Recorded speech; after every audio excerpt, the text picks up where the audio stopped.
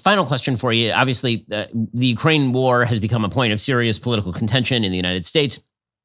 Support for Ukraine by the United States government. And one of the points of contention has revolved around religion. So there have been people, including Tucker Carlson, for example, who have suggested that there's a widespread crackdown on religious freedom in Ukraine, that Ukraine is effectively a stand-in for secular leftism, while Russia stands for a more traditional approach to social issues. For example, Putin has tried to mirror that same imagery. He's tried to say some of the same sorts of stuff. You've spent an enormous amount of time in Ukraine. You're obviously a mildly religious person. I think people can tell if they can see what you're wearing right now that you're mildly religious at a minimum. Plus, you have a title called father. But let's what is the actual what is the actual religious status in Ukraine as far as religious freedom? How religious is the country? And is the Zelensky administration's attempt to quash the operation of the Russian Orthodox Church aimed at the heart of religion, or is that aimed at a church that he believes is operating as basically a wartime front for the Russian government? Ben, I'm a father of 7 children, a priest, and a rock-ribbed conservative, and I am sympathetic to what Tucker Carlson says on the domestic front, but he's not infallible. And when he speaks on Ukraine, I want to assure you and your viewers that pertaining to Ukraine, he is categorically 100% wrong. I don't know who's informing him.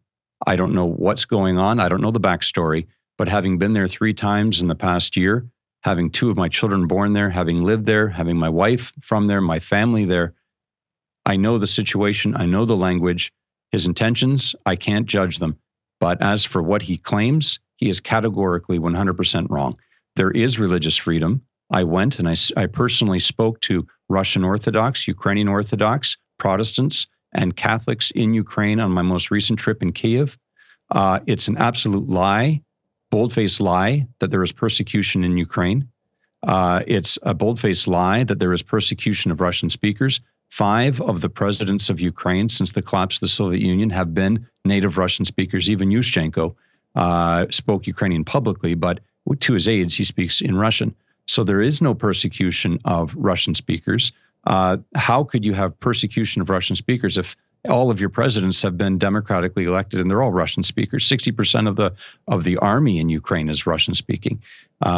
So that's categorically false. As for the claims that Russia is a beacon of defense of traditional values, it's simply not true. Russia is doing to Christianity what the UN hopes to do to the Catholic Church, which is to empty it out and to turn it into a corpse that can be a chaplain for political expediency.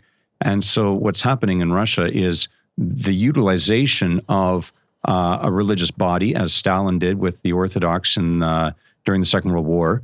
It's the same thing happening with Putin now with Patriarch Kirill, is the utilization of the appearance of religiosity as a vehicle for soft diplomacy and the appearance of conservative values.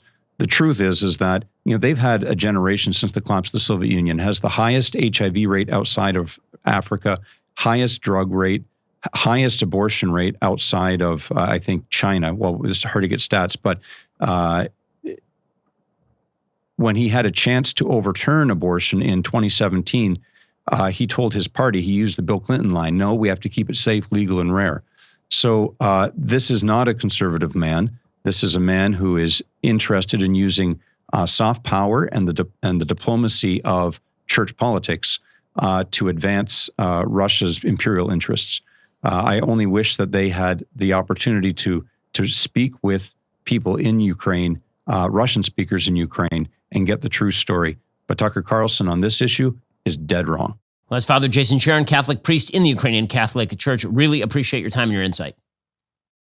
Thank you, Ben. Thanks for all you do. Hey, thank you so much for watching. Before you go, do us a favor, leave a comment, let us know what you thought of the video, like, and subscribe.